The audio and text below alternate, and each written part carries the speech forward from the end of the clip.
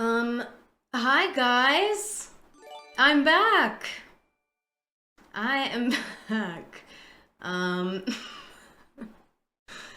and that was that was my new starting soon screen. I hope you guys liked it. So, I haven't been streaming for the past week because I've been home for Thanksgiving. So I thought today we would open up the Google form and get some submissions and just talk about anything that you guys want to talk about and catch up because it's been a while. It's been a little over a week since I've done a stream last. Oh my god, there's so many. I'm freaking out. Let's see what you guys want to talk about today. If your significant other or someone else very important to you is kidnapped and taken to the middle of the woods and you got an anonymous text showing where they were, would you start a walking workout on your Apple Watch slash Fitbit on your way there?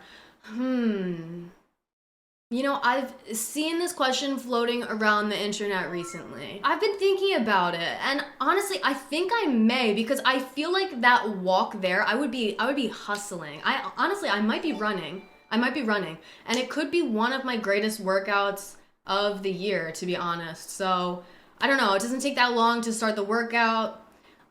Actually, I don't even have an Apple Watch or Fitbit. I'm gonna be honest. I also saw a similar question, you guys, but it was slightly different. It said something along the lines of if you got a location and you had to drive there, are you playing music on the way? Are you plugging in the aux? Are you connecting to Bluetooth? Are you playing music on the way there? That one, I can't say for sure if I'd say yes, because what kind of vibe are we going for the music on our way to, meet up with someone who's kidnapped someone?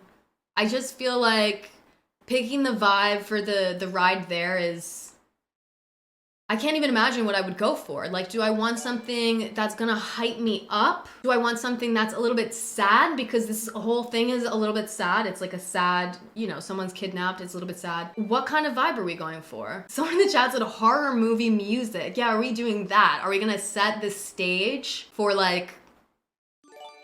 a real life horror movie? I don't even know. That one to me, I'm not for certain.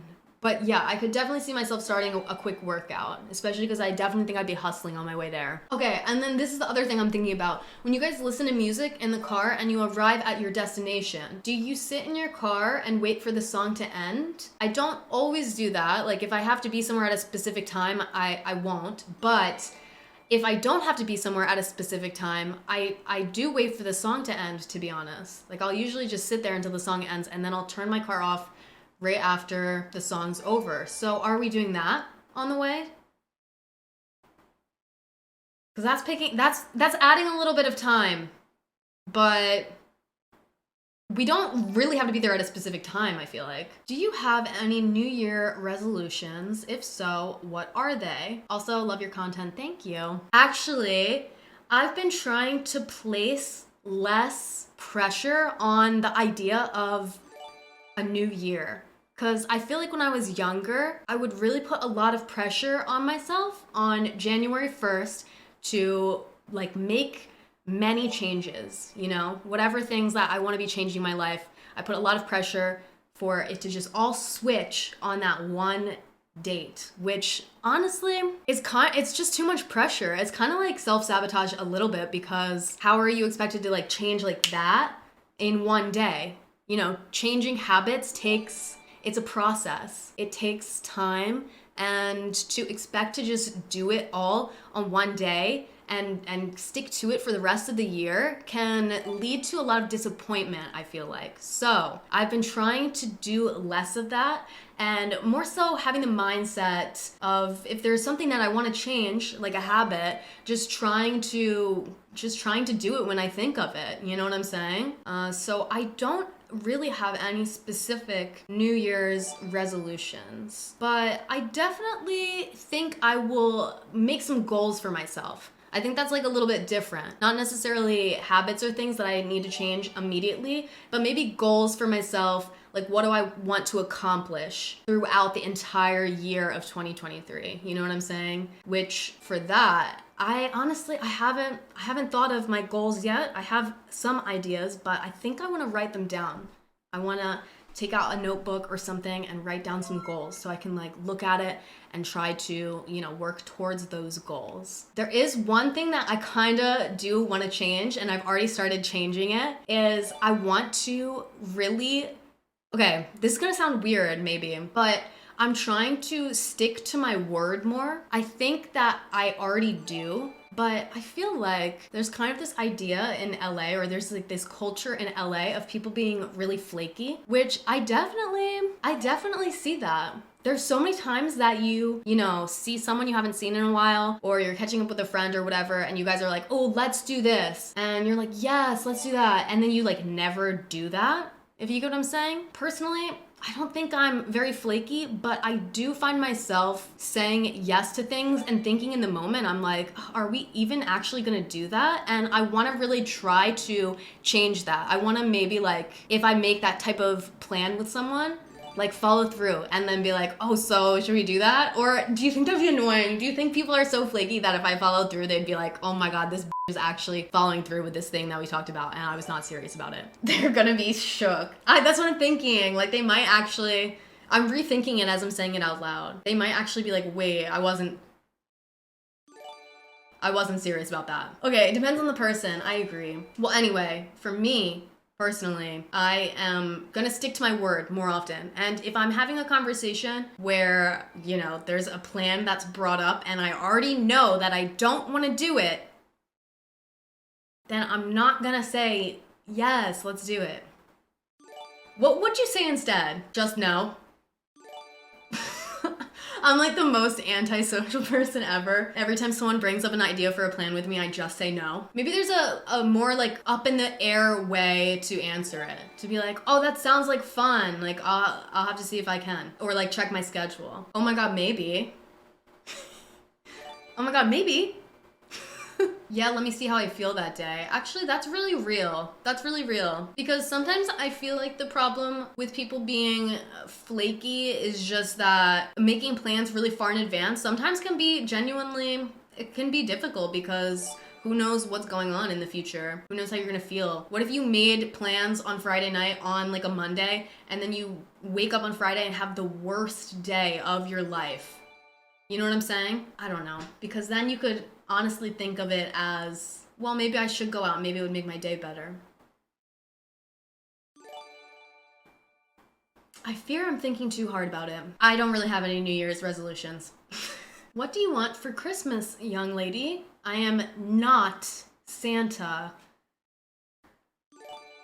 That kind of sounds like something Santa might say. Actually, I wanted to bring this up today because I want to know what you guys want for Christmas or what you want for the holidays if you don't celebrate Christmas. Because I honestly don't know right now. And some of my friends, family are asking and I don't really know what to say. So what do you guys want?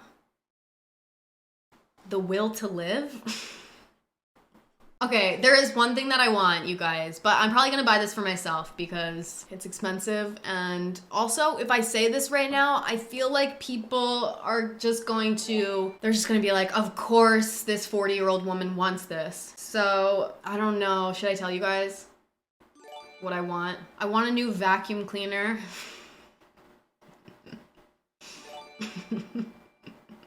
How are people in the chat literally guessing, is it a vacuum? Like, you're right, it is a vacuum.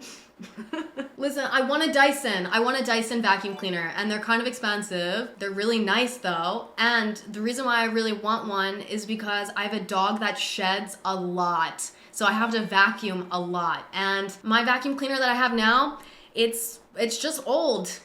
It's just old. It's been through it. I've had it for years and I think I need an upgrade. And I think it would be a nice investment. Even though it's expensive, I think it'd be a nice investment and it would definitely be worth it. What's your Spotify InstaFest? Do you want to share it with us? Guys, should I do this? I haven't done it. Apparently there's this like new thing going around where it takes your top artists and makes a festival lineup, you guys. Let's see if we would attend my festival. Wait, some of these are so random. Okay, I just did it. Here it is. Presenting Jenn McAllister Fest. Okay, so we've obviously got SZA as the headliner.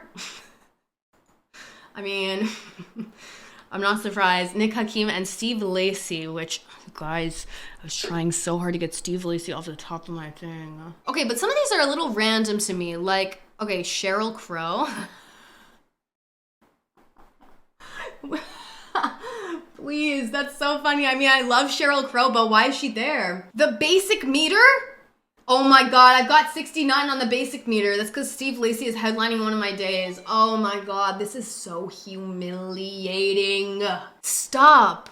DJ Khaled is dead ass on there because of his music with SZA, you guys. That's how much I listen to SZA, is that I just put her whole discography on shuffle. And she has multiple songs with DJ Khaled, and now he's at my music festival. Okay, but honestly, this music festival kind of eats. Like, I would attend, obviously. I mean, this is based off the literal music I listen to on Spotify, so I think anyone who does this will probably attend their own music festival. Okay, also, I have to say, the fact that Demi Lovato is on here is a little wild to me as well. Like, I love Demi Lovato, but I listened to their new album once through, and now they're at the top. Change it to all time. Oh my god, okay. I'm gonna change it to all time, but I need to see it. I need to see it for myself first. Oh my god.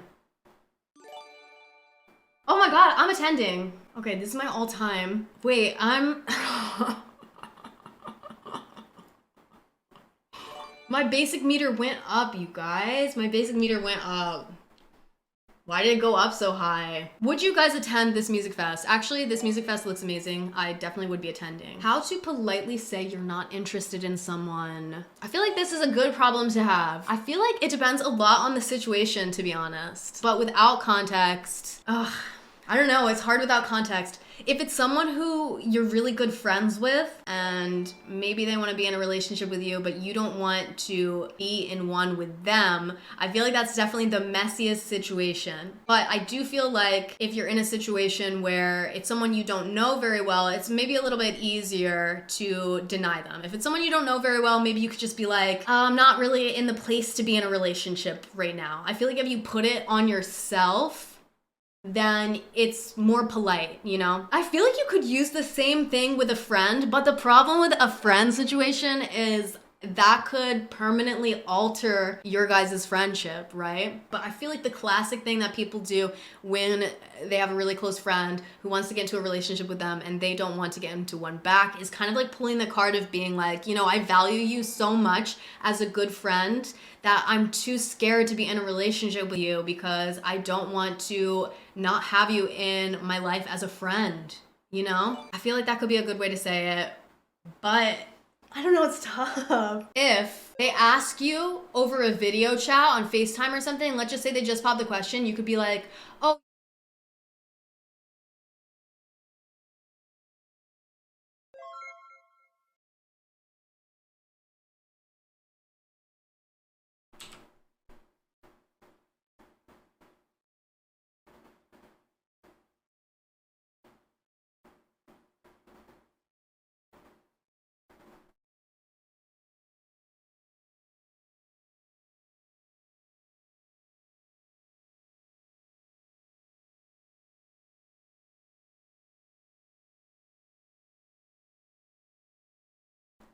so yeah, this is why my door is open, you guys, because you're actually on my door in this camera angle. New camera angle unlocked. Like, the camera's all the way up there. Do you see it? It's on my door. Okay, anyway, let's get back to the stream. Let's see what our next submission is. Feeling like you're not achieving enough. Days keep going by and not much is getting done, although you're working all day, every day towards your goals. Damn, this one's a little bit deep, you guys. I didn't realize this next one was gonna get so deep after such a hilarious moment, but you know, I thought I had a little bit of advice to give on this because, you know, everything I've done for my job, my life is, you know, on social media, so it's kind of like I'm my own boss. So I deal with this a lot because it's not like I'm necessarily given tasks to complete. I come up with my own tasks to complete and my own goals to work towards and stuff like that. And it can often give me the feeling, am I doing enough? You know, no one's telling me what to do. So am I doing enough, right? And I feel like this can also apply in many situations. And the one thing that I always think about for myself is I really feel like everyone is on their own timeline. So that's what I always think about when I have this feeling. I feel like it often comes from maybe comparing yourself to other people. You see other people achieving things. Maybe they're younger than you and they're achieving things, or they haven't been working at the same thing for as long as you have and they're achieving more than you. Whatever the situation is, I feel like that's where a lot of this feeling might come from, is comparison. So if you keep in mind that you are on your own timeline and it has nothing to do with other people. It doesn't matter what other people are accomplishing because that has nothing to do with you. You know what I mean? You're on your own timeline and you will achieve what you're trying to achieve when the time is right. And honestly, I just feel like that's so real. Here's a little anecdote. I've lived in LA now for 10 years, okay? And I've met so many people here in LA. And I've met a lot of people who have been on social media for years and years and years. And, you know, maybe they haven't in the past had a large following, but now they have a huge following, and it's really just goes to show if someone is working towards something and they stick to it, they can achieve their goals. And there's no exact timeline for that. That always gives me a lot of hope. Like, I love to see other people being successful, especially other people that I've met in the past, and then to see that they have a lot of success now with what they were doing even 10 years ago. And now 10 years later, they're having such success and they're in such a great moment of their career. I'm like, wow, that's really nice. And it actually makes me feel better as well, because it gives me this feeling of, oh, if you don't give up, like they didn't give up, they kept going with it. And look at all the success they're having. In what circumstances, if any, is it okay to lie? And if so, why? Okay, wow, it looks like my chat is full of liars. Full of liars. Yes, and proud of it. I think there are some circumstances when it's okay to lie, but not many, to be honest. I am not really like a fan of lying. I don't really lie in my personal life, and I don't really like to keep people around me who are liars, I'm not gonna lie. But I did just see someone in the chat say, if you're traveling alone, which that's a good reason to lie. Like, if you're traveling alone, especially if you're a woman, I feel like that's a good reason to lie and say that you're not traveling alone, to say that you're traveling with someone else. I love to do a little troll. I love a little troll where I troll a little bit and then right afterwards I'm like, I'm just kidding. But I'm not a big fan of lying. And I think in most cases, it's always better to just tell the truth, to be honest. I just can't do it. I can't do it. I'm a bad liar. I'm a bad liar and I feel really guilty. Oh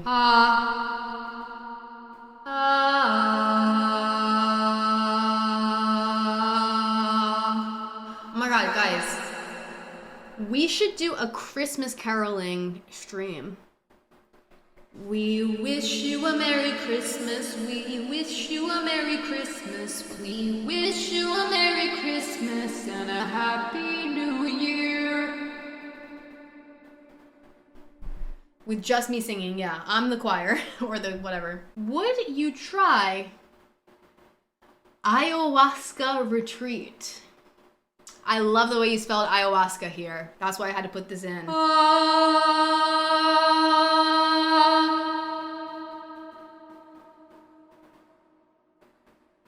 How bisexual people versus the rest of the community is treated. I thought this was interesting. And I actually have gotten a lot of submissions related to bisexuality, so I thought I would bring it up. Honestly, I had no idea this was the one that I was about to do though, so I'm a little jump scared.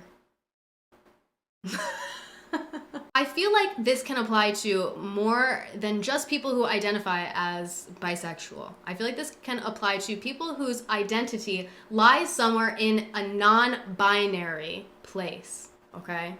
I think as a society, people have a hard time understanding something that isn't necessarily this or that. And I think, again, that can apply to a lot of different situations. So there are a lot of instances or things that people may say or may do that just come off a little bit phobic of those types of identities, or a little bit invalidating, or a lot of it invalidating of those types of identities. So it is definitely interesting. I have talked about this in the past, but I definitely was surprised by some of the responses that I got in my personal life when I came out as bisexual, because I felt like I was going to be really, really, really warmly welcomed by the LGBTQ community. But unfortunately, I have had a lot of experiences in my personal life where I just felt really invalidated by some queer people based on the way that I identify. So I definitely do think there is a difference in the way that people like that are treated. And again, I feel like this can apply to many different identities. It definitely is disappointing, but I do feel like we're moving in a good direction. And I feel like that's all about just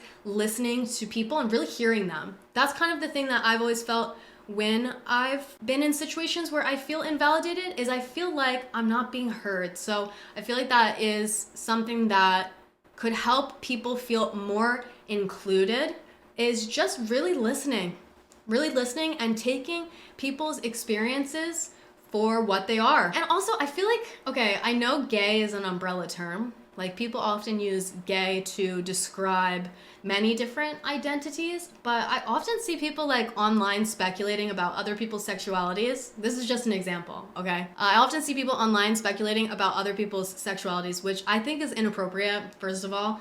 But it is always interesting to me how people always jump to like one thing or another. Like, when people speculate about people's sexualities, you always hear them saying they're gay or they're straight, right? But I don't know. It's interesting that we don't just, broaden that thought. There is a whole scale of sexuality in the middle that isn't, just one thing or another. So it is interesting. That is kind of a bad example, though, I'll say. I'm going to say that's kind of a bad example because at the end of the day, I feel like people shouldn't speculate on other people's sexualities. I think that's inappropriate.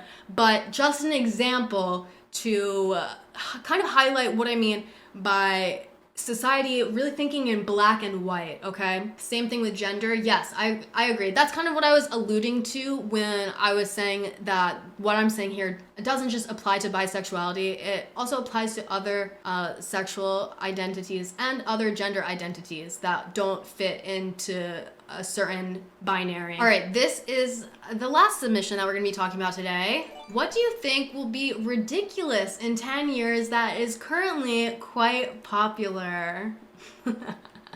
Honestly, the first thing that came to my mind when I saw this submission is TikTok. And I already see people in the chat saying it too.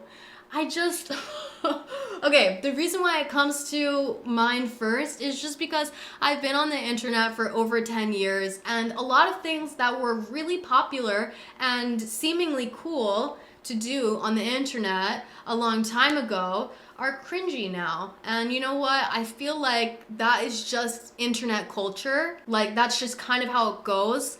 And now with TikTok, I feel like it's gonna be even worse. I don't know why. I think it maybe has something to do with the fact that trends move so quickly on TikTok that maybe something could be really, really popular for such a short period of time that in years from now, when we look back on it, we're gonna be like, what the f was that?